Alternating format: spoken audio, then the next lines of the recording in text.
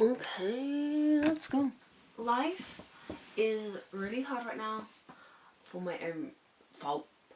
I have a new tattoo and it's on my upper thigh and it's very tender. I'm also getting sick and I was drinking last night, so like I've got like drinky throat. And then I was getting a cold anyway. But it's the 29th of January and I was like, I've sort of been in a slump for the last couple of days, so I'm like, I doubt I'm going to read another book. So I'll just do my reading wrap up. So, in January, I read 11 books and I'm partway through 2. So I'm just going to talk you through them, my ratings and all that jazz. So the first book I read, which I'd started in December, was Before the Coffee Gets Cold, and I rated it a 3-star. It wasn't like phenomenal, but I thoroughly enjoyed it, and I have the second one, so I'm excited to read the second one. Do I have a reason for not giving it a 4-star? Not really. It was like, I would recommend it, but I wouldn't be like gushing over it. I feel like there's a difference, especially for me with like 3 stars to 4 stars to then 5 stars. It's like the level of how much I actually want to talk about the book, and the amount I want to talk about this book is like, it's cool, and the idea is cool because the idea is something that I've not seen before, and for that it's cool. Any other reason, I'm like okay. I also would just like to excuse the fact that I do kind of look like a mess. I've not brushed my hair, but I've been awake for a couple hours now, so you're just gonna have to live with that because I don't want to. The next book I read, which was for a reading vlog with, I'm lying. The next book I read, which isn't for a reading vlog, which I actually read, was The Last Chance Library by Freya Sampson, and I rated this a 3-star. It's definitely very cute. It's a very cute story about this woman who's dealing with like the loss of her mum. She works in a library where her mum used to work, so she's like sentimentally attached to the library. There's a cat. It's very cute. It's quite young.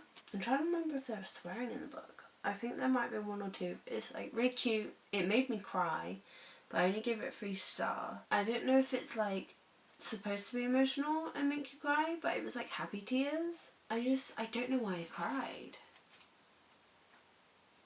3 stars, understandably. The next book I read, which was actually for a reading vlog, is the first book in the Summer I Turned Pretty series by Jenny Han.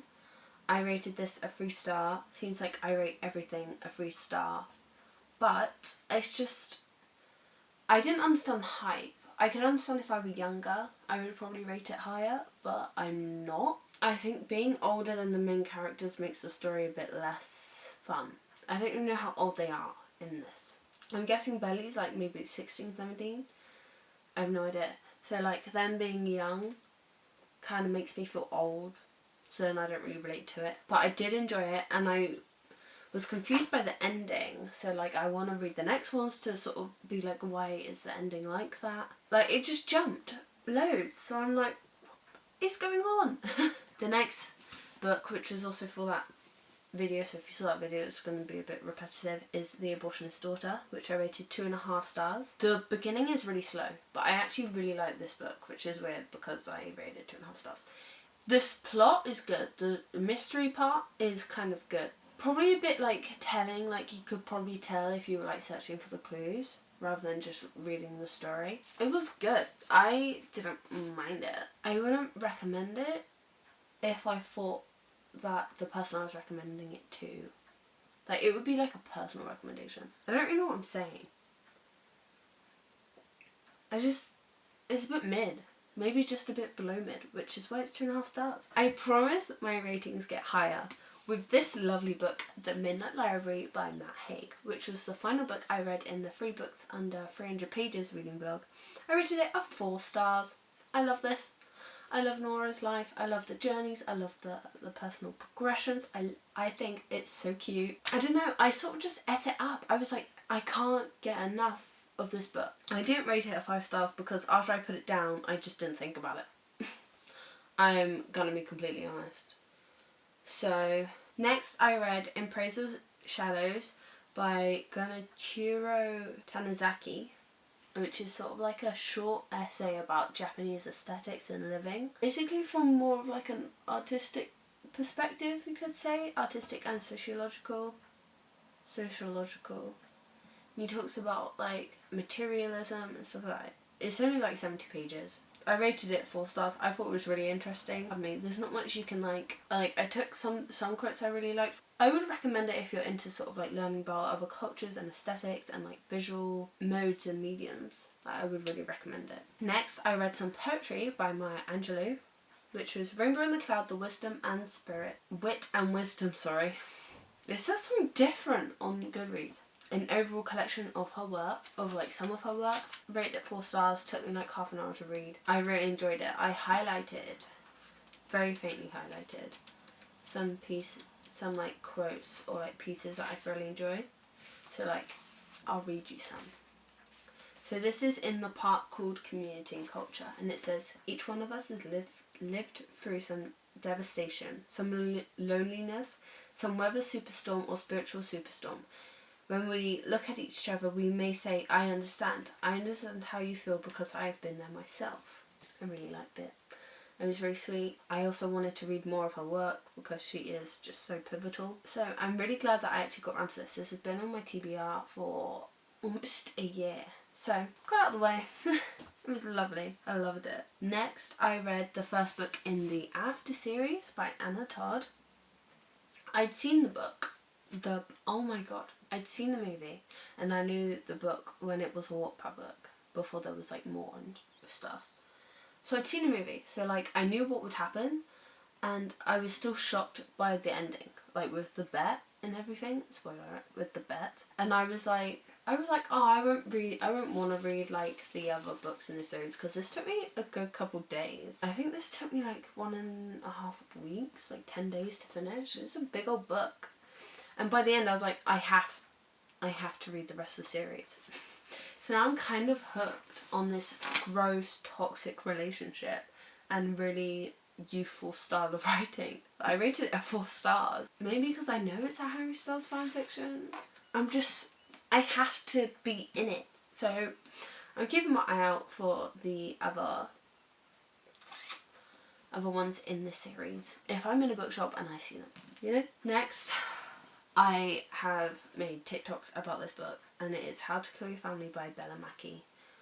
Rated it a 1 star because, I mean, I have such strong hatred towards this book, and I don't want to sway anyone, but I'm going to read you what I wrote on my Goodreads review. I wrote, it's not funny, it's actually the opposite of funny, DNF'd out page 176. A few days later, I decided to give it another go, proclaiming that the ending of crime books tend to be the better half, and it was an naff. But I'll blame the style of writing. Long-winded descriptions like Austen, although Mackie doesn't have the excuse of Old English language. I don't know what her excuse is, but I would rather have killed my family than read this book.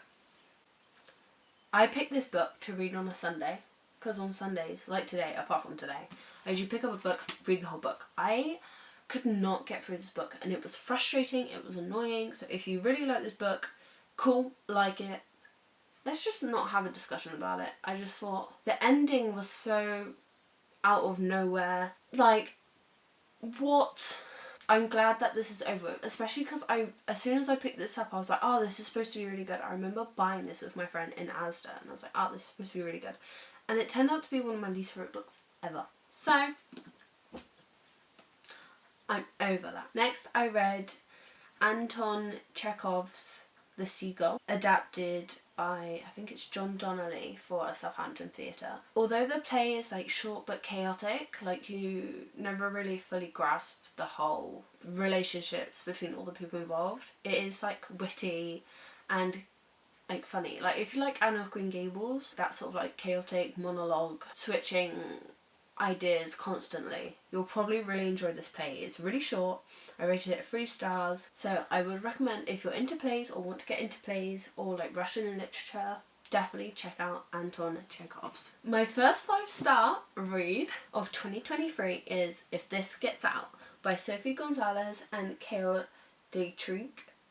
It is about a boy band, and two people in the boy band are in a secret relationship, and it's like the exploration of stardom and sexuality and fighting out about this idea that a fandom full of girls wants to date every member of the band, and this sort of mentality that current media has, and you see it with like Big Time Rush and One Direction, and I don't know any of boy bands.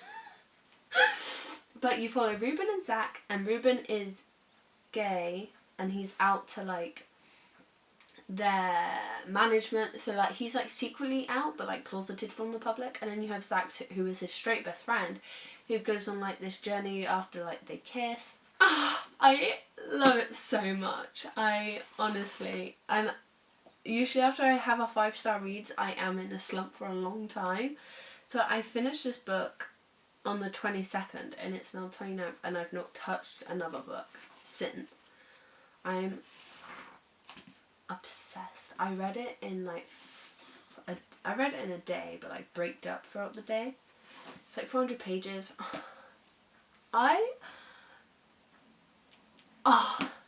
And I think this is how you know it's like, oh my god. I'm really happy with it, and I'm so glad, because it's been like on higher up on my radar, but it was like wrapped up, so I never could find it. And then I randomly unwrapped it and I was like, I'm so glad I unwrapped this. At the beginning of the video, I noted how I was partway through 2 books that I'd started in January that I don't think I'd finish in January but would like roll over. So we have The Cousins by Karen M. McManus, one of my favourite YA mystery thriller authors. I'm on page, oh my gosh, 133, so I'm like maybe like a third of the way through. So there's this one. And then James Herbert's The Secret of Crickley Hall, which I am about 127 pages in, but it is a big boy. So these are the books that I like keep on my nightstand in attempts to read. But I think as we go back to Monday tomorrow, and I always read in the morning before uni anyway, I'll probably pick up James Herbert again. Yeah, so those are the 11 books I read this month. Let me know any of your 5-star reads, any books you hated, any books you would recommend, books you wouldn't. Let me in on what you're doing, you know? I hope I didn't offend you with any of my strong opinions about certain books, but we're all here to have opinions and have fun, so I hope you enjoyed. And I hope your first reading month of 2023 was successful.